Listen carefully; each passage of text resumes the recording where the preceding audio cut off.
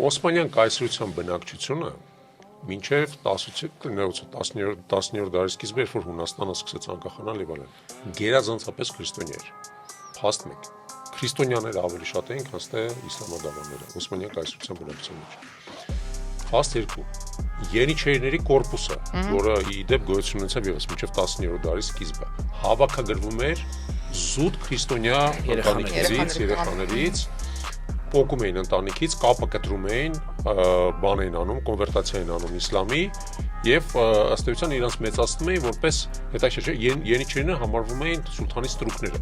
բայց դե ֆակտո իրանք սուլթանական գվարդիան էին ու սուլթանը իրանց օգտագործում էր հենց իսլամական արիստոկրատիայի դեմ պայքարում, ներքին պայքարում, մինչեւ որ այդ պայքարում պարտվեցին ենիչերիները։ Փաստ 3, որ ամենաքիչն է հայտնի։ Օսմանյան սուլթանների հարեմները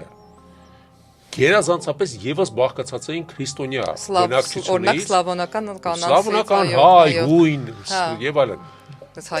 արգրաված գեղեցիկ կանանցից։ Արդյունքում երեխաները, որ ծնվում էին սուլթաններից, իրանց մեջ աստիճանաբար մեծանում էր այդ բանը, գենը սլավոնական կամ հայկական կամ հունական։ Օսմանյան սուլթանները ավելի ուշ փուլի, այսինքն իրանց արյունով դե ֆակտո թուրք չէին։